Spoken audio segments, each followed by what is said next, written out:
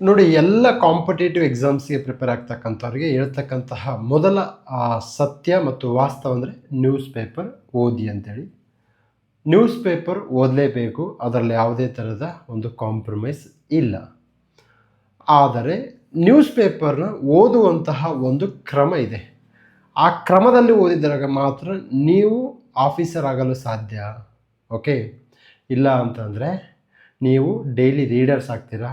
Retired ಅಂಕಲ್ಸ್ಗಳು ಏನು ಮಾಡ್ತಾರೆ, ಡೈಲಿ ಒಂದು 10 ಪೇಪರ್ ಓದ್ತಿರ್ತಾರೆ. I have seen in the libraries. Okay, ಏನಂದರೆ ಅವರ ನಿವೃತ್ತಿ ಜೀವನ ಆರಾಮಾಗಿರಲಿ, ಪೇಪರ್ ಓದ್ಕೊಂಡು ಹೋಗ್ತಾ ಇರ್ತಾರೆ. ಕೆಲವೊಬ್ರು ಜ್ಞಾನಕ್ಕೆ ಓದ್ತಾರೆ, ಕೆಲವೊಬ್ರು ಟೈಮ್ ಪಾಸ್ ಓದ್ತಾರೆ. ಬಟ್ ನೀವು ಸ್ಪೆಷಲಿ ಅಪ್ಕಮಿಂಗ್ KA ಮತ್ತು UPSC ಎಕ್ಸಾಮ್ ಪ್ರಿಪೇರ್ ಆಗ್ತಕ್ಕಂಥವ್ರು, don't read news paper from news paper angle only. You read a newspaper from HYT, high yielding topic and previous year question paper angle. Okay, so ನಾನು ಪದೇ ಹೇಳ್ತಾ ಇದ್ದೀನಿ, news paper ತಯಾರಾಗ್ತಕ್ಕಂಥದ್ದು ಒಬ್ಬ common ಮ್ಯಾನ್ಗೆ, competitive ಆಸ್ಪಿರೆಂಟ್ಸ್ಗೆ ಅಲ್ವೇ ಅಲ್ಲ. But ಈ ನಿಟ್ಟಿನಲ್ಲಿ competitive ಆ್ಯಂಗಲಿಂದ ಹೇಗೆ ಓದಬೇಕು ಅನ್ನೋದನ್ನು ನಾನು ನಿಮ್ಮ ಮುಂದೆ ಪ್ರಸ್ತುತಪಡಿಸ್ತಾ ಇದ್ದೀನಿ. ಓಕೆ, ಈ ವಿಡಿಯೋ ನೋಡ್ತಕ್ಕಂಥವ್ರು ದಯವಿಟ್ಟು ನೋಟ್ ಡೌನ್ ಮಾಡ್ಕೊಂಡೋಗಿ. ಇದು ಹರಿಕತೆ ಅಲ್ಲ, ಸೊ ಇದು ಜೀವನದ ವಾಸ್ತವಾಂಶ. ದಯವಿಟ್ಟು ಇಂಪಾರ್ಟೆಂಟ್ ಪಾಯಿಂಟ್ಸ್ ನೋಟ್ ಡೌನ್ ಮಾಡ್ಕೊಂಡೋಗಿ. ಮತ್ತು ಸಾಧ್ಯವಾದರೆ ನಿಮಗೆ ಬೇರೆ ನೋಡಿ, ನ್ಯೂಸ್ ಪೇಪರ್ ಹೇಗೆ ಓದಬೇಕು ಅನ್ನೋದು ಒಂದು ಕಲೆ. ಈ ಕಲೆ ನಿಮಗೆ ಗೊತ್ತಾದರೆ ನೀವು ಆರಾಮ್ ಎಕ್ಸಾಮ್ನ ಕ್ಲಿಯರ್ ಮಾಡ್ಬೋದು. ಬನ್ನಿ, ಸೊ ನೋಡಿ, ಇಲ್ಲಿ ಮತ್ತೆ ಶುರುವಾದ ಖಾತೆ ರಗಳೆ. ಓಕೆ, ಸೊ ಇದು not necessary. Okay sir, again ಯಾವ ಪೇಪರ್ ಓದಬೇಕು ಅಂತ ಹೇಳ್ತಾರೆ. ಯಾವ ಪೇಪರ್ ಆದರೂ ಓದಿ, ಎಕ್ಸಾಮ್ ಆ್ಯಂಗಲಿಂದ ಆದರೂ ಓದಿ. ಬಟ್ ಕೆಲವೊಂದು ಔಟ್ರೈಟ್ ರೈಟಿಸ್ಟ್, ಔಟ್ರೈಟ್ ಲೆಫ್ಟಿಸ್ಟ್ ಇರ್ತಾರೆ, ಅಂಥ ಪೇಪರ್ನ ಯಾವುದೇ ಕಾರಣಕ್ಕೂ ಓದಬೇಡಿ.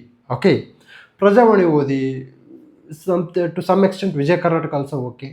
Rest of the papers I don't think they are worth to read, but few papers are very very good. Okay, so ನೋಡಿ, 2500 IT ಶಿಕ್ಷಕರ ನೇಮಕ, ಇದು ಇಂಪಾರ್ಟೆಂಟು. ಶಿಕ್ಷಕರು, ಸೊ ಯಾವುದೇ ಕಾರಣಕ್ಕೂ ಈ ಸರ್ಕಾರ ಅತಿಥಿ ಶಿಕ್ಷಕರು ನೇಮಕ ಮಾಡಿಕೊಳ್ಳುವಂತಹ ಕೆಟ್ಟ ಸಂಪ್ರದಾಯಕ್ಕೆ ವಿರಾಮ ನೀಡಬೇಕಾಗಿದೆ.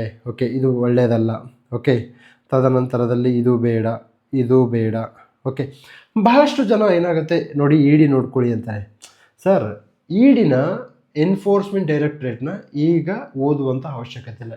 ಬಿಕಾಸ್ ಎನ್ಫೋರ್ಸ್ಮೆಂಟ್ ಡೈರೆಕ್ಟ್ರೇಟ್ ತುಂಬ ನ್ಯೂಸಲ್ಲಿರುತ್ತೆ, IT ವಿಂಗು ತುಂಬ ನ್ಯೂಸಲ್ಲಿರುತ್ತೆ. I don't think it is a required. Okay, ನಂತರದಲ್ಲಿ ಮೋಸ್ಟ್ ಇಂಪಾರ್ಟೆಂಟು, ಭಾಳಷ್ಟು ಬಾರಿ ಸರ್ ಯೂಟ್ಯೂಬಲ್ಲಿ ಹೇಳಿದರು 25 ಕರೆಂಟ್ ಅಫೇರ್ಸ್ ಬಂದಿದ್ದಾವೆ, ಯೂಟ್ಯೂಬಲ್ಲಿ ಹೇಳಿದರು 30 current affairs, 20 current affairs. But ನನಗೆ ಆ ಒಂದು ಸಿದ್ಧಾಂತದಲ್ಲಿ ನಂಬಿಕೆ ಇಲ್ಲ. ನನಗೆ ಹೇಗೆ ಅಂತಂದರೆ, ಈಗ ಫಾರ್ ಎಕ್ಸಾಂಪಲ್ ಬಿಮ್ಸ್ಟೆಕ್ ಅಂತ ಬಂತು ಅಂದ್ಕೊಳ್ಳಿ. That is not A current affair, that is A static. ನೀವು ಅರ್ಥ ಮಾಡ್ಕೊಳ್ಳಿ.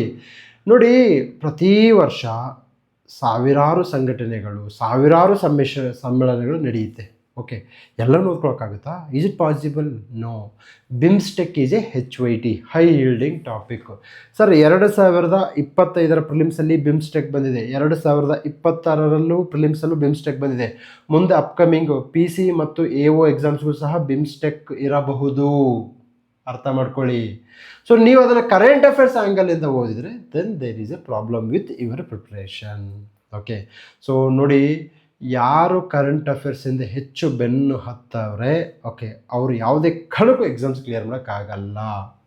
ನೀವು ಯಾವುದೇ ಟಾಪರ್ಸನ್ನ ಕೇಳಿ, either from PC to DC, okay, ಅವ್ರೇನು ಹೇಳ್ತಾರೆ, ನನ್ನನ್ನು ಕಾಪಾಡಿದ್ದು static topic, previous year question papers ಅಂತ ಹೇಳ್ತಾರೆ ಹೊರತು ನಾನು ನ್ಯೂಸ್ ಪೇಪರಿಂದನೇ ಎಕ್ಸಾಮ್ಸ್ ಕ್ಲಿಯರ್ ಮಾಡಿದೆ. ಡೈಲಿ ನ್ಯೂಸ್ ಪೇಪರ್ 10 ತಾಸು ಓದ್ತಾ ಇದ್ದೆ ಅಂತಂದರೆ ಅವ್ರ ಎಕ್ಸಾಮ್ಸ್ ಕ್ಲಿಯರ್ ಮಾಡೋಕ್ಕೆ ಸಾಧ್ಯವೇ ಇಲ್ಲ. ಓಕೆ, ನೋಡಿ, ಎಷ್ಟು ಅನ್ವಾಂಟೆಡ್ ಟಾಪಿಕ್ಸ್ ಇದೆ ಅರ್ಥ ಮಾಡ್ಕೊಳ್ಳಿ. ಫಸ್ಟ್ ಪೇಪರಲ್ಲಿ ಅನ್ವಾಂಟೆಡ್, ಇವೆಲ್ಲ ಅವಶ್ಯಕತೆ ಇಲ್ಲ. GBA ನೋಡಿ, greater Bengaluru authority, now it is a HYT, high yielding topic. Okay, ನೋಡಿ, ಬಹಳಷ್ಟು ಬಾರಿ ಈಗ ನೀವೆಲ್ಲ ಕೆಲವೊಬ್ಬರಲ್ಲಿ ಕ್ರ್ಯಾಶ್ ಕೋರ್ಸ್ ಜಾಯ್ನ್ ಆಗ್ತಿದ್ದೀರಾ, 200 hours, 300 hours. Is it possible to listen that much hour classes? ನಿಮ್ಮ ಆತ್ಮಸಾಕ್ಷಿನ ಕೇಳ್ಕೊಳ್ಳಿ ನೀವು. ಆಗುತ್ತಾ? ಸಾಧ್ಯವಿಲ್ಲ. ಈ ಸಂದರ್ಭದಲ್ಲಿ ನಿಮಗೆ ಬೇಕಾಗಿರ್ತಕ್ಕಂಥದ್ದು ಗೈಡೆನ್ಸ್ ಕ್ಲಾಸ್. ಓಕೆ, ನೋಡಿ ಗೈಡೆನ್ಸ್ ಅಂದರೆ ಏನು ಗೊತ್ತಾ? ಏನನ್ನು ಓದಬೇಕು, ಏನನ್ನು ಓದಬಾರ್ದು ಅಂತ ಹೇಳಿದರೆ ನೀವು ಓದ್ಕೊಂಡು ಹೋಗ್ತೀರ. ಈಗ ನಾನು ಗ್ರೇಟರ್ ಬೆಂಗಳೂರು ಅಥಾರಿಟಿ, ಇದು HOT ಮುಗೀತು, ಸಾಕು. ಇದು ಎಷ್ಟು ಪರ್ಸೆಂಟ್ ಆಸ್ತಿ ತೆರಿಗೆಯನ್ನು ಸಂಗ್ರಹ ಮಾಡಿದೆ, that is not my business. So ನೋಡಿ, 73rd and 74th constitutional amendment very much important. ನೋಡಿಯಪ್ಪ, PC ಎಕ್ಸಾಮ್ಸಿಗೆ ಸ್ಪೆಷಲ್ ಸಿಲೆಬಸ್ ಇಲ್ಲ ಅಂತ ನಿಮಗೆ ನೀವೇ ಅನ್ಕೋಬೇಡಿ, ಅರ್ಥ ಆಯ್ತಾ? KAದವ್ರಿಗೆ ಒಂದು ಕ್ವಶನ್ ಪೇಪರ್ ಪ್ಯಾಟ್ರನ್ ಇದೆ. PC ಹೋದರೂ ಅದನ್ನೇ ಕೇಳ್ತಾರೆ, DC ಹೋದರೂ ಅದನ್ನೇ ಕೇಳ್ತಾರೆ, AC ಹೋದರೂ ಅದನ್ನೇ ಕೇಳ್ತಾರೆ. ಡಿಫಿಕಲ್ಟಿ ಲೆವೆಲ್ ಚೇಂಜ್ ಆಗ್ಬೋದು, ಬಟ್ ಥೀಮ್ಸ್ ಚೇಂಜ್ ಆಗಲ್ಲ, ಅರ್ಥ ಮಾಡ್ಕೊಳ್ಳಿ. ಓಕೆ, ಸೊ ಈ ನಿಟ್ಟಿನಲ್ಲಿ ನಮ್ಮದು ಗ್ರೂಪ್ C ಸ್ಪೆಷಲ್ ಬುಕ್ ಬಂದಿದೆಯಲ್ಲ, you can think there are number of books. Group C special book ಒಂದು 3-4 ಆಥರ್ಸ್ ಬರೆದಿದ್ದಾರೆ. ಆರಾಮ್ ಥಿಂಕ್ ಮಾಡ್ಕೊಳ್ಳಿ, ನಿಮಗೆ ಯಾವ್ದು ಇಷ್ಟ ಆಗುತ್ತೆ ಅದನ್ನು ತೊಗೊಳ್ಳಿ. ಇಲ್ಲ ನಾನು ಆ ಬುಕ್ಸ್ ಇಲ್ಲಾರ್ದಂಗೆ ನಾನು ಎಕ್ಸಾಮ್ಸ್ ಕ್ಲಿಯರ್ ಮಾಡ್ತೀನಿ ಅಂದರೆ I am fine with that approach also. But yes, certain basic ರೂಲ್ಸ್ನ ನೀವು ವೈಲೇಟ್ ಮಾಡಿ ಎಕ್ಸಾಮ್ಸನ್ನು ಕ್ಲಿಯರ್ ಮಾಡೋಕ್ಕೆ ಸಾಧ್ಯವೇ ಇಲ್ಲ. ಓಕೆ, ಸೊ ತದನಂತರದಲ್ಲಿ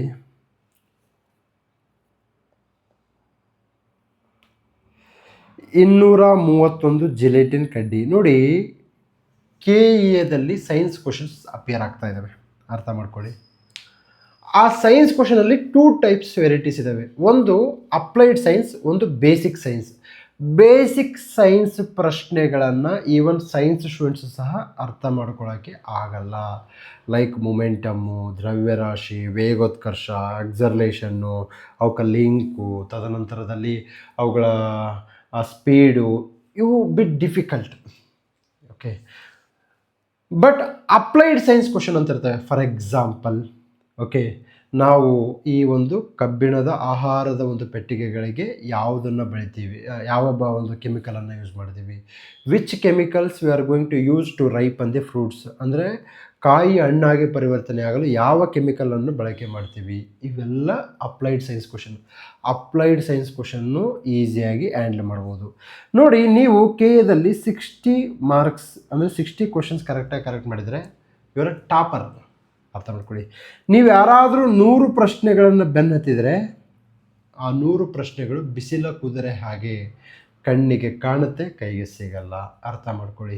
ಸೊ ನೀವು ಬೇಸಿಕ್ ಸೈನ್ಸ್ ಕ್ವಶನ್ನಲ್ಲಿ DNA ರಿಲೇಟೆಡ್ ಬಂದರೆ ಅಟೆಂಡ್ ಮಾಡಬೇಕು, ಸೆಲ್ಸ್ ರಿಲೇಟೆಡ್ ಕ್ವಶನ್ಸ್ ಬಂದರೆ ಅಟೆಂಡ್ ಮಾಡಬೇಕು, circulatory system, excretory system, respiration system, reproductive system, ಅದರ ಮೇಲೆ ಒಂದು ಕ್ವಶನ್ ಫಿಕ್ಸ್ ಇರುತ್ತೆ ಯಾವಾಗಲೂ KAದಲ್ಲಿ, ಅರ್ಥ ಮಾಡ್ಕೊಳ್ಳಿ. ಓಕೆ, ತದನಂತರದಲ್ಲಿ ಮೋಸ್ಟ್ ಇಂಪಾರ್ಟೆಂಟ್ ಏನಂತಂದರೆ, ನೀವು ಓಕೆ ಸೈನ್ಸ್ ಕ್ವಶನ್ಗಳನ್ನು ಓಕೆ ಬರೀ ಪುಸ್ತಕದ ಆಯಾಮದಿಂದ ಓದಿದರೆ ಕ್ಲಿಯರ್ ಆಗಲ್ಲ.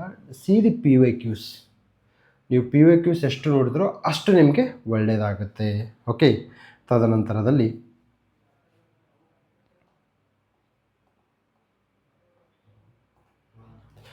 ಸೊ ನೋಡಿ, ಈ ಜಿಲಾಟಿನ್ ಕಡ್ಡಿಗಳನ್ನು ಯಾಕೆ ನಾವು ಬಾಂಬ್ಗಳಲ್ಲಿ, ಸ್ಫೋಟಕಗಳಲ್ಲಿ ಬಳಸ್ತಾರೆ ಅನ್ನೋದು ನಿಮಗೆ ಗೊತ್ತಿರಬೇಕು. ತದನಂತರದಲ್ಲಿ ಏನಂತ ಇಂಪಾರ್ಟೆಂಟ್ ಟಾಪಿಕ್ ನೋಡಿ, ಘೋಸ್ಟ್ ಮರ್ಮರ್ ಕ್ವಾಂಟಮ್ ವಿಸ್ಮಯ ತಂತ್ರಜ್ಞಾನ. So this is where Shantappa sir is going to help you. Okay, ನೋಡಿ, ಈ ಘೋಸ್ಟ್ ಮರ್ಮರ್ ಅಂತಕ್ಕಂಥದ್ದು ತಂತ್ರಜ್ಞಾನವನ್ನು ಅಮೇರಿಕದವರು ಇರಾನ್ನಲ್ಲಿ ಕಾಣೆಯಾದಂತಹ ತಮ್ಮ ಸೈನಿಕನನ್ನು ಪತ್ತೆ ಹಚ್ಚಿ ಆತನನ್ನು ರೆಸ್ಕ್ಯೂ ಮಾಡಲು ಬಳಸಿದಂತಹ ಒಂದು ಟೆಕ್ನಾಲಜಿ ಆಗಿದೆ. ಓಕೆ, ಇದು ಅಪ್ಡೇಟೆಡ್ ಟೆಕ್ನಾಲಜಿ, ಇನ್ನು ಪ್ರಪಂಚಕ್ಕೆ ಸಹ ಗೊತ್ತಿಲ್ಲ. But how to use, what to use, when to use, what is the procedure, ಅದು ಅಮೇರಿಕದವ್ರಿಗೆ ಗೊತ್ತಿದೆ. ಒಬ್ಬ ವ್ಯಕ್ತಿಯ ಹೃದಯದ ನಾಡಿ ಮಿಡಿತವನ್ನು ಸಂಗ್ರಹಿಸಿ ಆ ವ್ಯಕ್ತಿಯನ್ನು ಹುಡುಕಿ ಆತನ ರೆಸ್ಕ್ಯೂ ಮಾಡ್ತಕ್ಕಂತಹ ಕೆಲಸ ಘೋಸ್ಟ್ ಮರ್ಮರ್. ಇದು ಅತ್ಯಂತ ಅಪ್ಡೇಟೆಡ್ ಟೆಕ್ನಾಲಜಿ. ಬಟ್ ಇದು 1000% ಹೇಳ್ತೀನಿ, ಎಕ್ಸಾಮ್ಸಿಗೆ ಬರಲ್ಲ. Okay, but yes, quantum is HOT, high yielding topic. So ಈಗ ನೀವು ಯಾರು P C plus A O prepare ಆಗಲಾರ್ದವರು, ಪಿ ಸಿ ಮತ್ತು ಎ ಒ ಪ್ರಿಪೇರ್ ಆಗ್ತಕ್ಕಂಥವ್ರು ಈಗ ಜಸ್ಟ್ ಗೈಡೆನ್ಸು ತೊಗೊಳ್ಳಿ. So apart from other people, okay, ನೀವೇನಾದರೂ ಬೇರೆ ಬೇರೆ ಎಕ್ಸಾಮ್ಸಿಗೆ ಕಾನ್ಸಂಟ್ರೇಷನ್ ಮಾಡ್ತಿದ್ರೆ ಹೊಸ ಬ್ಯಾಚ್ ಇದೆ. ಪಿ ಸಿ ಮತ್ತು ಎ ಒ ಪ್ರಿಪೇರ್ ಆಗ್ತಕ್ಕಂಥವ್ರು ಹಳೆ ಬ್ಯಾಚ್ ಎಚ್ ವಿ ಟಿನ ಸೇರಿಕೊಳ್ಳಿ, ಪ್ರೊವೈಡೆಡ್ ನಿಮ್ಮ ಮನಸ್ಸಿಗೆ ಅನಿಸಿದ್ರೆ ಮಾತ್ರ. ಓಕೆ, ಎಚ್ ವಿ ಟಿ ಕ್ಲಾಸಲ್ಲಿ ಏನಿರುತ್ತೆ ಅಂದರೆ ಏನನ್ನು ಓದಬೇಕು, ಏನನ್ನು ಓದಬಾರ್ದು, ರೌಲತ್ ಕಾಯ್ದೆ. Yes, without warrant person is going to be arrested. ಇದರ ವಿರುದ್ಧ ಗಾಂಧೀಜಿಯವರು ಸತ್ಯಾಗ್ರಹ ಸಭೆಯನ್ನು ಆರಂಭಿಸ್ತವ್ರೆ. ಓಕೆ, ಸೊ ಇದು ರೌಲತ್ ಕಾಯ್ದೆ H Y T. Okay, Vasudeva Balavanta Phadke, one liner information ಅವರು ಎಚ್ ವೈ ಟಿ. ಈ ರೀತಿಯಾಗಿ ಎಕ್ಸಾಮ್ಸ್ಗೆ ಇರತಕ್ಕಂತಹ ಕೆಲಸ ಎಚ್ ವೈ ಟಿಯಲ್ಲಿ ನಡೆಯುತ್ತೆ. ಸೊ ನಿಮಗೆಲ್ಲ ಗೊತ್ತಿರುತ್ತೆ 1 year current affairs. Okay, 1 year current affairs course is available and completed within 24 hours. Sarita madam and Ajay will going to do those classes. Okay, 2025 ಜೂನ್ನಿಂದ 2026 ಜೂನ್ವರೆಗೆ ಕ್ಲಾಸ್ಗಳು ಸಿಗುತ್ತೆ. ನಾವು 2025 ಜನವರಿಂದನೂ ಸಹ ಕ್ಲಾಸ್ ಆರಂಭ ಮಾಡಿದ್ದೀವಿ, ಕ್ಲಾಸನ್ನು ಹಾಕಿದ್ದೀವಿ. ಬಟ್ ನೋಡಬೇಡಿ, ಟೈಮ್ ಇದ್ದರೆ ಮಾತ್ರ ನೋಡಿ. See this is what I want to tell. ಯಾಕೆ ನೋಡಿ, ಈಗ ಫಾರ್ ಎಕ್ಸಾಂಪಲ್ ಹೇಳ್ಬೋದು ಪೂರ್ತಿ ವಿಡಿಯೋ ನೋಡಿ ಅಂತ ಹೇಳ್ಬೋದು ನಾನು, ಓದಲಿ ಬಿಡ್ರಿ ಅಂತೇಳಿ. ಬಟ್ ಅದು ಉದ್ದೇಶ ಅಲ್ಲ ನಂದು. ಓಕೆ, ಸೊ ವಿಡಿಯೋನ ಅಪ್ಲೋಡ್ ಮಾಡಿದ್ದೀವಿ, ಬಟ್ ಅದನ್ನು ನಿಮಗೆ ಟೈಮ್ ಇದ್ದರೆ ಮಾತ್ರ ನೋಡಿ.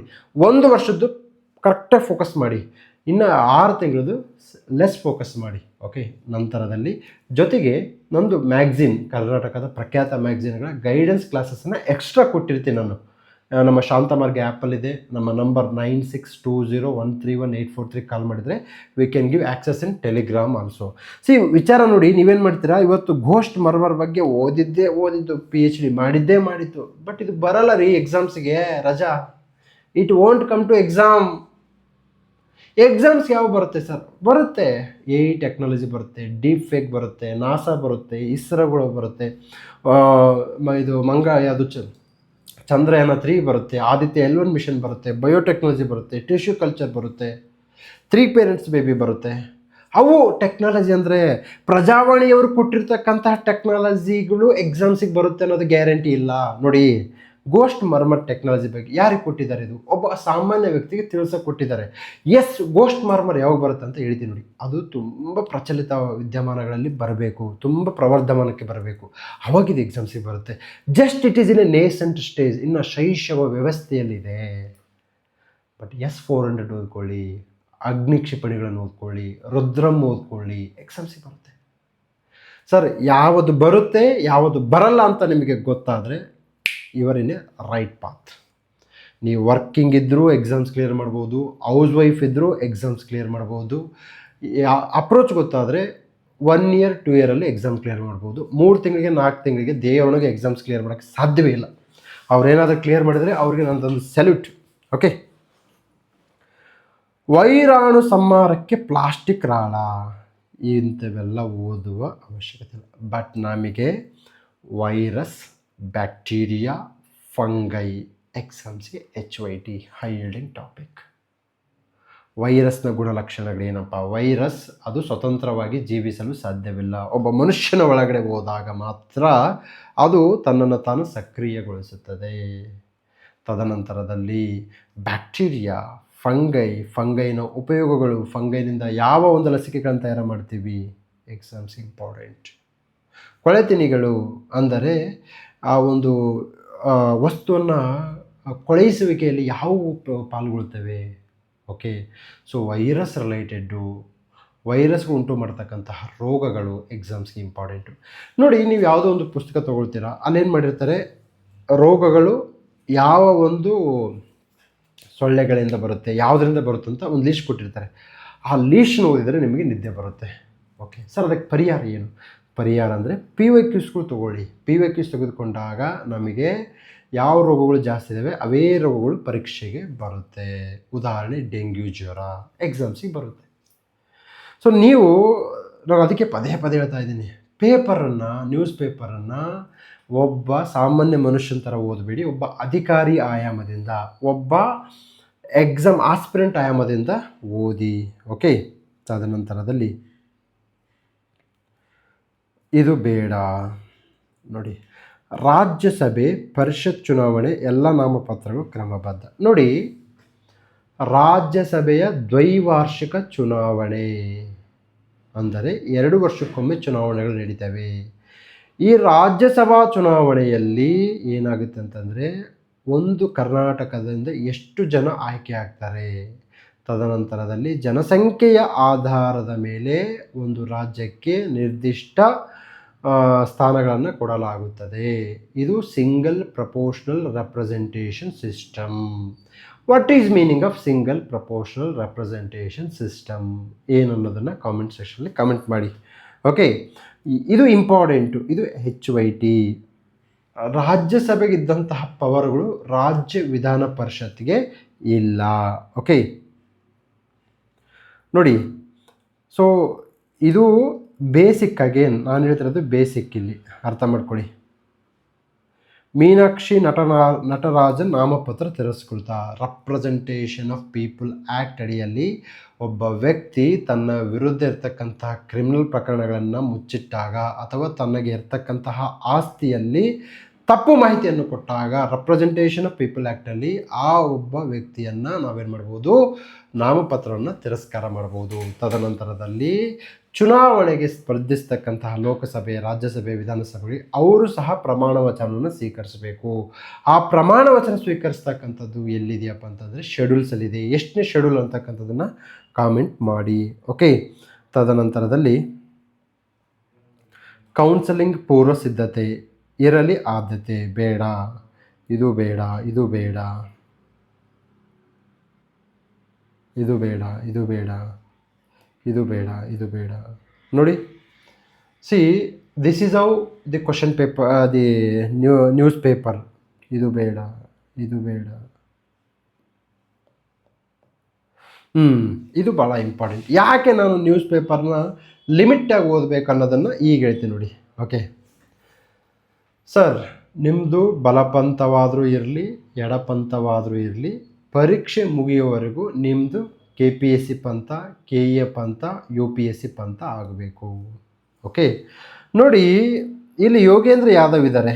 ಯೋಗೇಂದ್ರ ಯಾದವ್ ಅವರ ಒಂದು ಚಿಂತನೆಗಳು anti government, anti establishment. They are incline towards left ideology. ಅರ್ಥ ಮಾಡ್ಕೊಳ್ಳಿ. ಸಿ ಔಟ್ರೈಟ್ಲಿ ಇದೇನು ಇದ್ರಾಗೇನು ಸೀಕ್ರೆಟ್ ಏನಿಲ್ಲ. ಅವರು ಒಂದು ರೀತಿಯ ಎಡಪಂಥೀಯ ವಿಚಾರಧಾರೆಗಳನ್ನು ತಲೆಯಲ್ಲಿ ಇಟ್ಕೊಂಡವರು. ಅದು ತಪ್ಪ ಸರಿ ಅದು ನನಗೆ ಬೇಕಿಲ್ಲ. ಅವರ ಚಿಂತನೆಗಳು ಸರಿ ತಪ್ಪ ಅದು ಬೇಕಿಲ್ಲ. ನನಗೇನು ಬೇಕು? ಎಕ್ಸಾಮ್ಸಿಗೆ ಬೇಕು. ಎಕ್ಸಾಮ್ಸ್ ಆಳುವವರಿಂದಲೇ ಪೌರರ ಆಯ್ಕೆ. ಅಂದರೆ ಈ ಒಪ್ಪ ಯೋಗೇಂದ್ರ ಯಾದವ್ ಏನು ಮಾಡಿದ್ದಾನೆ ಅಂತಂದರೆ, ಸೊ SIR ಪ್ರಕ್ರಿಯೆಯನ್ನು, SI ಪ್ರಕ್ರಿಯೆ ವಿರುದ್ಧ ಏನು ಮಾಡಿದ್ದಾರೆ, ಲೇಖನೆಯನ್ನು ಬರೆದಾರೆ. ನೀವೇನಾದರೂ SIR ವಿರುದ್ಧ ಲೇಖನೆಯನ್ನು ಬರೆದು ಅಥವಾ ಎಸ್ಸೆ ಬರೆದು ಅದರ ವಿರುದ್ಧ ನೀವು KS, IAS, PSIಯಲ್ಲಿ SIR ವಿರುದ್ಧ ಲೇಖನ ಬರೆದ್ರೆ ಅಂದರೆ ಬರೆದಿಟ್ಕೊಂಬಿಡಿ, ಅವತ್ತೇ ನೀವು ಸೆಲೆಕ್ಷನ್ ಲಿಸ್ಟಿಂದ ಎಕ್ಸಿಟ್. ಯಾಕೆ ಅದು ತಪ್ಪಲ್ಲ, ನಿಮ್ಗೆ ಮಾರ್ಕ್ಸ್ ಕೊಡಲ್ಲ. ನೀವು ಯಾವುದೇ ನಿರ್ಧಾರ ಕೈಗೊಳ್ಬೋದು, ಬೇಡ ಅಂತ ಅನ್ನಲ್ಲ. ಬಟ್ ಸರ್, SIR ಕೆಲವೊಂದು ಸವಾಲುಗಳು ಇದ್ದಾವೆ, ಇಲ್ಲ ಅಂತ ಅನ್ನಲ್ಲ. ಕೆಲವೊಂದು ಬರೀ ನಮ್ಮ ಭಾರತೀಯ ಜನಜೀವನ ಶೈಲಿ ದಾಖಲೆಗಳ ಕೊರತೆ ಕಂಡು ಬರ್ತಾ ಇದೆ. ಸೊ ಕೆಲವು ಅರ್ಹ ಭಾರತೀಯ ನಾಗರಿಕರಿಗೆ ಅನ್ಯಾಯ ಆಗ್ಬೋದು. ಅಂತಹ ಅರ್ಹ ನಾಗರಿಕರಿಗೆ ಪರಿಹಾರವನ್ನು ಕಂಡುಕೊಳ್ಳಲು ಒಂದು ವೇದಿಕೆಯನ್ನು ಸೃಷ್ಟಿ ಮಾಡುವ ಅವಶ್ಯಕತೆ ಇದೆ ಎಂದು ಹೇಳುತ್ತಲೇ SIR ಅತ್ಯಂತ ಅವಶ್ಯಕ. ಇದು ಸಂವಿಧಾನಬದ್ಧವಾದಂತಹ ಪ್ರಕ್ರಿಯೆ ಆಗಿರುತ್ತದೆ. ಸೊ ನೀವು ಇಂಥ ಆರ್ಟಿಕಲ್ಸ್ಗಳನ್ನು ಓದಿದ್ರೆ ಏನಾಗುತ್ತೆ ಗೊತ್ತಾ, ನೀವು ಆ್ಯಂಟಿ ಎಸ್ಟಾಬ್ಲಿಷ್ಮೆಂಟ್, ಆ್ಯಂಟಿ ಗೌರ್ನಮೆಂಟ್ ಆಗ್ತೀರಾ, ವಿಚ್ ಐ ಡೋಂಟ್ ವಾಂಟ್. ಓಕೆನಾ? ನೀವು ಸರ್ಕಾರಿ ಅಧಿಕಾರಿಗಳು ಆಗಕ್ಕಂತ ಓದೋರು ಸರ್ಕಾರದ ವಿರುದ್ಧ ಲೇಖನಗಳನ್ನು ಬರ್ಕಂತ ಹೋದರೆ ಅದು ಹೆಂಗಪ್ಪ ಸರ್ಕಾರಿ ಅಧಿಕಾರಿ ಆಗ್ತೀಯ ನೀನು ರಾಜಾ? ಓಕೆ, ಸೊ ಯೋಗೇಂದ್ರ ಯಾದವ್ ಅವರ ಆರ್ಟಿಕಲ್ಗಳನ್ನು ಓದಬೇಡಿ ಅಂತ ಹೇಳ್ತಾ ಇಲ್ಲ ನಾನು. ಅದನ್ನು ನೀವು ಅವಶ್ಯಕತೆ ಬೇಕಾದಷ್ಟು, ಅವಶ್ಯಕತೆ ಇರುವಷ್ಟು ಮಾತ್ರ ಮಾಹಿತಿಯನ್ನು ಸಂಗ್ರಹ ಮಾಡಿ ಇಟ್ಕೊಳ್ಳಿ. That's all. ಸೊ ಇದು ಏನಪ್ಪ ಅಂದರೆ ಎಕ್ಸಾಮ್ ಅಪ್ರೋಚ್. ಸೊ ಇಂತಹ ಎಕ್ಸಾಮ್ ಅಪ್ರೋಚನ್ನೇ ನಾನು HYT ಕ್ಲಾಸಲ್ಲಿ ಹೇಳ್ತಕ್ಕಂಥದ್ದು. ಓಕೆ ಸರ್, HYT ಕ್ಲಾಸಲ್ಲಿ ಏನಾಗುತ್ತೆ ಅಂದರೆ, ಕ್ಲಾಸ್ ಆದಮೇಲೆ 3 ಹಂತ ಇರ್ತವೆ. ಒಂದು ಕ್ಲಾಸ್ ಆಗಬೇಕು, ತದನಂತರದಲ್ಲಿ ನೀವು ಹೋಮ್ವರ್ಕ್ ಬರೆದು ಕಳಿಸ್ಬೇಕು, ನಂತರದಲ್ಲಿ ನಮ್ಮ team 1-to-1 question answer session ಕೇಳುತ್ತೆ. ಇದು ಎಲ್ರಿಗೂ ಇಷ್ಟ ಆಗಿದೆ ಅಂತ ನಾನು ಹೇಳಲ್ಲ, ಅದು ಆ ಥರ ಭಾವಿಸೋದು ಇಲ್ಲ. ಯಾಕಂದರೆ ಲೋಕೋ ಭಿನ್ನ ರುಚಿ. ಒಬ್ಬೊಬ್ರಿಗೆ ಇಷ್ಟ ಆಗ್ಬೋದು, ಒಬ್ಬೊಬ್ರಿಗೆ ಕಷ್ಟ ಆಗ್ಬೋದು. ಓಕೆ. ಸೊ ಈ ನಿಟ್ಟಿನಲ್ಲಿ ನೀವೇನಾಗಪ್ಪ ಅಂತಂದರೆ see the video, if it is appeals to you then only you can join. Okay, we are not forcing you. See ಏನಾಗಿದೆ ಗೊತ್ತಾ, ಗೈಡೆನ್ಸ್ ಈಸ್ ಮ್ಯಾಂಡೇಟ್ರಿ. ಅದು ಗೈಡೆನ್ಸ್ ನಿಮ್ಮಿಂದ ನೀವೇ ಪಡ್ಕೊಂಡ್ರೆ ಇಟ್ಸ್ ಎ ಗುಡ್. ಯಾರಾದರೂ ಗೈಡೆನ್ಸ್ ಕೊಡೋರಿದ್ರೆ ಇಟ್ಸ್ ಎ ಗುಡ್. ಓಕೆ, ಯಾರೂ ಇಲ್ಲದಾಗ you can think about HOT class. ಮತ್ತು most of the time exam approach ಅಂತಕ್ಕಂಥದ್ದು ನೋಡಿ, ಎಲ್ಲರೂ ಹೇಳ್ಬೋದು ಡೈಲಿ ನ್ಯೂಸ್ ಪೇಪರ್ ಓದು ಅಂತೇಳಿ. Is it possible? Daily news paper ಓದಿ ಅದನ್ನು ಕಾಂಪ್ರೆನ್ಷನ್ ಮಾಡಿ ಎಕ್ಸಾಮಲ್ಲಿ ರಿಟೆನ್ಷನ್ ಮಾಡಿ ರೆಪ್ಲಿಕೇಟ್ ಮಾಡೋಕ್ಕಾಗುತ್ತಾ? Highly impossible. ಓಕೆ, ತದನಂತರದಲ್ಲಿ ಇಲ್ಲಿ ರೆಪೋ, ಹುಬ್ಬೇರುವ ತೀರ್ಮಾನ ಇಲ್ಲ, ತಟಸ್ಥ ಆರ್ಥಿಕ ನೀತಿ ಮುಂದುವರಿಕೆ. ಸರ್ ನೋಡಿ, ರೆಪೋ ರೇಟ್ ಎಷ್ಟಿದೆ ನಂಬರ್ಸ್ ಕೇಳಲ್ಲ, ಇದು exam approach. But repo rate is A HOT, high yielding topic. Monetary Policy Committee, that is a HOT, headed by the Reserve Bank Governor. Monetary Policy Committee suggested by Urjit Patel Committee. Okay, so Monetary Policy Committee ಅದು ಇನ್ಫ್ಲೇಷನ್ನ 4 +2 or -2% target ಮಾಡುತ್ತೆ, ಅರ್ಥ ಮಾಡ್ಕೊಳ್ಳಿ. Okay, so ತದನಂತರದಲ್ಲಿ most important ಏನಪ್ಪ ಅಂತಂದರೆ ಈ monetary policy ಕಮಿಟಿಯಿಂದ ಇನ್ಫ್ಲೇಷನ್ನ ಹೇಗೆ control ಮಾಡ್ಬೋದು, ಹಣದುಬ್ಬರವನ್ನು ಹೇಗೆ ಕಂಟ್ರೋಲ್ ಮಾಡ್ಬೋದು, ತದನಂತರದಲ್ಲಿ ರೂಪಾಯಿ ಮೌಲ್ಯವನ್ನು ಹೇಗೆ ಕಂಟ್ರೋಲ್ ಮಾಡ್ಬೋದು ಅನ್ನೋದನ್ನು ಕರೆಕ್ಟಾಗಿ ಕಾನ್ಸೆಪ್ಚುಲ್ ತಿಳ್ಕೊಂಬಿಟ್ರೆ ನೀವು ಯಾವತ್ತಿದ್ರೂ ಆನ್ಸರ್ಸ್ ಕರೆಕ್ಟ್ ಮಾಡ್ತೀರಾ, ಅರ್ಥ ಮಾಡ್ಕೊಳ್ಳಿ. ನೀವು ಇದನ್ನು ಎಕನಾಮಿಕ್ಸನ್ನು ನೀವೇನಾದರೂ ಬರೀ ಬಾಯ್ಪಾಠ ಮಾಡಿ ಹಾಕ್ತೀನಿ ಅಂತಂದರೆ ಸಾಧ್ಯವೇ ಇಲ್ಲ. ಇದನ್ನು ಅರ್ಥ ಮಾಡ್ಕೋಬೇಕು. ನಾನು ಹೇಳ್ತೀನಿ ಕಂಠಪಾಠ ಎಲ್ಲಿ ಹಾಕ್ಬೇಕು ಅಲ್ಲಿ ಕಂಠಪಾಠ ಹಾಕಿ ಅಂತ ಹೇಳ್ತೀನಿ. ಓಕೆ, ಈಗ ನ್ಯಾಷನಲ್ ಫ್ಲಾಗು ನ್ಯಾಷನಲ್ ಸಾಂಗ್ ಅವನ್ನೆಲ್ಲ ಕಂಠಪಾಠ ಹಾಕ್ಬಿಡಬೇಕು. ನ್ಯಾಷನಲ್ ಕ್ಯಾಲೆಂಡರ್ 100% ಎಕ್ಸಾಮ್ಸಿಗೆ ಬರುತ್ತವೆಲ್ಲ. ಓಕೆ, ತದನಂತರದಲ್ಲಿ ಇವೆಲ್ಲ ಬೇಡ ರೀ, ಅನ್ವಾಂಟೆಡ್. ಮಕ್ಕಳ ಸಂಖ್ಯೆ ಇಳಿಕೆ, ವೃದ್ಧರ ಹೆಚ್ಚಳ. ಇದನ್ನು ನಾವು ಏನಪ್ಪ ಅಂತಂದರೆ ಜನಸಂಖ್ಯೆ, ಡೆಮೋಗ್ರಫಿ ಅಂತ ಹೇಳ್ತೀವಿ. ಓಕೆ, ಸೊ ಇಲ್ಲೇನಾಗುತ್ತೆ, ನಮಗೆ ತ್ರಿಭುಜಾಕಾರದ ಪಿರಾಮಿಡ್ ಅಂದರೆ ಹುಟ್ಟುವವರ ಸಂಖ್ಯೆ ಜಾಸ್ತಿ, ಓಕೆ, ಸಾಯುವವರ ಸಂಖ್ಯೆ ಕಡಿಮೆ. ಸೊ ಈ ಒಂದು ತ್ರಿಭುಜ ಈ ಥರ ಇದ್ದರೆ ಹುಟ್ಟುವವರ ಸಂಖ್ಯೆ ಕಡಿಮೆ, ಸಾಯುವವರ ಸಂಖ್ಯೆ ಜಾಸ್ತಿ. ಸೊ ನಿಮಗೆ ಇಲ್ಲಿಯವರೆಗೂ ನಿಮಗೆ ಈ ಜನಸಂಖ್ಯಾ ತ್ರಿಭುಜಗಳ ಬಗ್ಗೆ ಗೊತ್ತಿಲ್ಲ ಅಂತಂದರೆ ನೀವು ಓದ್ತಾ ಇಲ್ಲ ಅಂತ ಅರ್ಥ.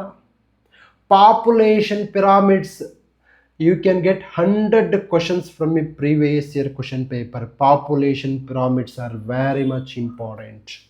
Population pyramid speaks about male and female, speaks about birth and death. ನೋಡಿ, ಇದನ್ನು ಕೇರ್ ಎಕಾನಮಿ ಅಂತ ಹೇಳ್ತೀವಿ. ಫರ್ಟಿಲಿಟಿ ರೇಟ್ 2.1ಗಿಂತ ಕಡಿಮೆ ಇದ್ದಾಗ ಜನಸಂಖ್ಯೆ ಕಡಿಮೆ ಆಕ್ಕಂತ ಹೋಗುತ್ತೆ. ಅರ್ಥ ಆಯ್ತಲ್ವಾ?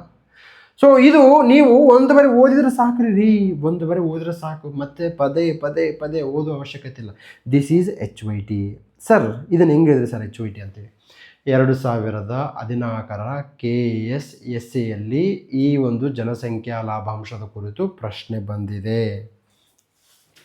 ಬಹಳಷ್ಟು ಜನ ಎಕ್ಸಾಮ್ಸ್ ಆದಮೇಲೆ ಏನು ಹೇಳ್ತಾರೆ ಅಂದರೆ ಜನಸಂಖ್ಯಾ ಲಾಭಾಂಶದ್ದು ಕ್ವಶನ್ ಬಂದಾಗ ನೋಡಿ ಪ್ರಜಾವಾಣಿಯಲ್ಲಿ ಬಂದಿತ್ತು ಅಂತ ಹೇಳ್ತಾರೆ.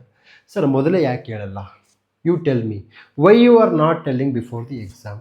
ಸರ್ ಇದು ಪ್ರಜಾವಾಣಿಯಲ್ಲಿ ಪೇಪರ್ ಬರಲಾರ್ದಂಗೆ ಇರಲಿ, ಇದು HOT, demographic dividend, demographic population trends, okay, total fertility rate, ತದನಂತರದಲ್ಲಿ ಜನಸಂಖ್ಯಾ ಸಮೀಕ್ಷೆ 2026-27ರಲ್ಲಿ ಬಂದಂತಹ ಸಮೀಕ್ಷೆ 100% ಎಕ್ಸಾಮ್ಸ್ ಇಂಪಾರ್ಟೆಂಟ್. ಮುಂದೆ ಎಲ್ಲ ಎಕ್ಸಾಮ್, ಮುಂದಿನ 10 ವರ್ಷ ಇಂಪಾರ್ಟೆಂಟು, ಮುಂದಿನ 1 ವರ್ಷ ಅಲ್ಲ, ಮುಂದಿನ 10 ವರ್ಷ ಇಂಪಾರ್ಟೆಂಟ್. ಅದನ್ನು ನೀವು ಕಂಠಪಾಠ ಮಾಡಿ ಸರ್, ಅದನ್ನು ಕಂಠಪಾಠ ಮಾಡಿ. ಯಾಕಂದರೆ factual things has to be mug up, the logical things has to be understood. Okay, ತದನಂತರದಲ್ಲಿ ನಗದೀಕರಣ, ಹೂಡಿಕೆ ಹಿಂತೆಗೆತಕ್ಕೆ ಬಲ, ಇದು ಇಂಪಾರ್ಟೆಂಟು. ನೋಡಿ, ವಿತ್ತೀಯ ಕೊರತೆ ಅಂದರೆ fiscal deficit, current account deficit, ನೇರ ಚಾಲ್ತಿ ಕೊರತೆ, ಇವು ಎಕ್ಸಾಮ್ಸ್ ಇಂಪಾರ್ಟೆಂಟು. ನೀವು ಪ್ರಜಾವಾಣಿ ಪೇಪರ್ ಆ್ಯಂಗಲಿಂದ ಓದಬೇಡಿ. ನೀವೇನು ಮಾಡಬೇಕಂತಂದರೆ ಬೇಸಿಕ್ ಎಕನಾಮಿಕ್ಸ್ ಸಬ್ಜೆಕ್ಟ್ಸ್ ಆ್ಯಂಗಲಿಂದ ಓದಿ. ಸೊ ನಿಮಗೆ ಎಕನಾಮಿಕ್ಸ್ ಬುಕ್ ಏನಾದರೂ ಯಾವುದು ಓದಬೇಕಂತ ಡೌಟ್ ಇದ್ದರೆ ಕಾಮೆಂಟ್ ಸೆಕ್ಷನಲ್ಲಿ ಕಮೆಂಟ್ ಮಾಡಿ, ಬುಕ್ಸ್ ಹೇಳ್ತೀನಿ ಯಾವ ಬುಕ್ಸ್ ಓದಬೇಕು. ಒಳ್ಳೆ ಬುಕ್ಸ್ ಇದ್ದರೆ ಯಾರನ್ನಾಗಲೂ ಪ್ರಮೋಟ್ ಮಾಡ್ತೀನಿ. I don't have any ego issues. If something is good I will tell you have to read. Okay, ಏನಕ್ಕೆ ಅಂದರೆ ಎಲ್ಲ ಪುಸ್ತಕಗಳಲ್ಲಿ ಕೆಲವೊಂದು ಶಕ್ತಿ ಸಾಮರ್ಥ್ಯಗಳಿರ್ತವೆ. ಅಂತಹ ಶಕ್ತಿ ಸಾಮರ್ಥ್ಯ ಇರ್ತಕ್ಕಂಥ ಪುಸ್ತಕಗಳನ್ನು ಹೇಳ್ತಕ್ಕಂತಹ ಗುರುತರ ನೈತಿಕ ಧಾರ್ಮಿಕ ಜವಾಬ್ದಾರಿ ನನ್ನದು. ಓಕೆ, ಇದು ಬೇಡ. ಎಸ್, ಜೋಜಿಲಾ ಕೊನೆಯ ಹಂತದ ಸ್ಫೋಟ ಯಶಸ್ವಿ. ಓಕೆ, ಜೋಜಿಲಾ ಪಾಸ್ ಎಕ್ಸಾಮ್ಸ್ಗೆ HOT, Nathula pass, Shipkila pass. Zojila pass ಬಗ್ಗೆ ಪ್ರಜಾವಾಣಿಯಲ್ಲಿ ಬಂದಿದ್ದೆ ಅಂತ ಕೇಳಲ್ಲಪ್ಪ. ಜೋಜಿಲಾ ಪಾಸ್ ಎಕ್ಸಾಮ್ಸ್ಗೆ ಆಲ್ರೆಡಿ ಕೇಳ್ತಾ ಇದ್ದಾನೆ, ಬಟ್ ಈಗ ಮತ್ತೆ ನ್ಯೂಸಲ್ಲಿ ಬಂತಲ್ಲ, ಅಂದರೆ ಅದಕ್ಕೆ ಫೋಕಸ್ ಜಾಸ್ತಿ ಮಾಡಿ. ನನ್ನ ಪೊಲಿಟಿ HOT ಬುಕ್ಕಲ್ಲಿ ಜ್ಞಾನಪೀಠ ಪ್ರಶಸ್ತಿಗಳ ಬಗ್ಗೆ ಕೊಟ್ಟಿದ್ದೀನಿ. ಓಕೆ, ನಾನಲ್ಲಿ ಮೆನ್ಷನ್ ಮಾಡಿದ್ದೆ, ಜ್ಞಾನಪೀಠ ಪ್ರಶಸ್ತಿ ಈಗೇನಾದರೂ ನ್ಯೂಸಲ್ಲಿದ್ದರೆ ಮಾತ್ರ ಹೆಚ್ಚು ಫೋಕಸ್ ಮಾಡಿ ಓದಿ ಅಂತ ಹೇಳಿದ್ದೀನಿ. ಅರ್ಥ ಮಾಡ್ಕೊಳ್ಳಿ. ನಿಮಗೆ ಅನಿಸುತ್ತೆ ಜೋಜಿಲಾ ಪಾಸ್ ಮೊನ್ನೆ ಪ್ರಜಾವಾಣಿ ಪೇಪರ್ಲ್ಲಿ ಓದಿದೆ ಅದಕ್ಕೆ ಬಂತು. No, it is already in PYQ. If it appeared in the Prajavani then you should take it very seriously. ನಾನು ನೋಡಿ ಮೇಲೆವೆಲ್ಲ ಬೇಡ ಅಂತಿದ್ದೀನಿ, ಜೋಜಿಲಾನೇ ಕಾನ್ಸಂಟ್ರೇಷನ್ ಮಾಡಿ ಅಂತಿದ್ದೀನಿ. So this is called HOT, this is called guidance programme. So ಇದು ಯಾರಿಗೆ ಹೆಲ್ಪ್ ಆಗುತ್ತೆ ನನ್ನ HOT ಕ್ಲಾಸಸ್ ಅಂದರೆ, ಒಂದು 6 ತಿಂಗಳು ಓದಿರಬೇಕು ಅಥವಾ ಒಂದರ ಕೋಚಿಂಗ್ ಆಗಿರಬೇಕು. ನನಗೇನೂ ಗೊತ್ತಿಲ್ಲ, ಜಿಯೋಗ್ರಫಿ ಅಂದರೆ ಗೊತ್ತಿಲ್ಲ, ಎಕನಾಮಿಕ್ಸ್ ಅಂದರೆ ಗೊತ್ತಿಲ್ಲ ಅಂದರೆ ದಯವಿಟ್ಟು ಅಂಥ ಗೈಡೆನ್ಸ್ ಪ್ರೋಗ್ರಾಮ್ಗೆ ತಾವು ಸೇರ್ಕೋಬೇಡಿ. ಅರ್ಥ ಮಾಡ್ಕೊಳ್ಳಿ. ಸುಮ್ಮನೆ ಟೈಮ್ ವೇಸ್ಟು, ದುಡ್ಡು ವೇಸ್ಟು. ಓಕೆ, ನನಗೂ ನೀವು ಅನ್ವಾಂಟೆಡ್ ಕ್ವಶನ್ ಕೇಳಿಬಿಡ್ತೀರ. ಓಕೆ, ಅತ್ಯುತ್ತಮ ಪೋಷಕ ನಟಿ ಸ್ಪರ್ಧೆಯಲ್ಲಿ ಬರಲ್ಲ, ಇದು ಬರಲ್ಲ, ಇದು ಬರಲ್ಲ. ಓಕೆ, VBG ರಾಮ್ಜಿ ಕೇಂದ್ರದಿಂದ ಮಧ್ಯಂತರ ಹಂಚಿಕೆ, ಇದು ಭಾಳ ಇಂಪಾರ್ಟೆಂಟ್ ಸರ್. VBG ರಾಮ್ಜಿ ಬರುತ್ತಂತ ಆಲ್ರೆಡಿ ಹೇಳಿದ್ದೆ ನಾನು.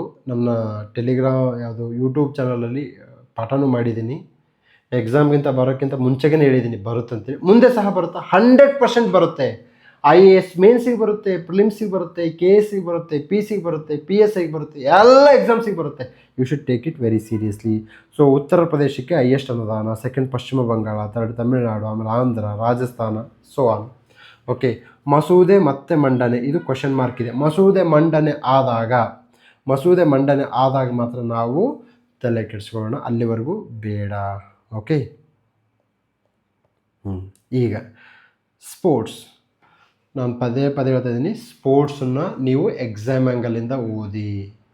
ಓಕೆ, ಅಭಿಯಾನಕ್ಕೆ ಸಜ್ಜಾದ ಫ್ರಾನ್ಸ್ ಆ್ಯಂಡ್ ಸ್ಪೇನ್, ಇದು FIFA ವರ್ಲ್ಡ್ ಕಪ್, ಇದು HOT ಅಂತಾರಾಷ್ಟ್ರೀಯ ಟೂರ್ನಮೆಂಟ್ಗಳು ಎಕ್ಸಾಮ್ಸ್ಗೆ HOT.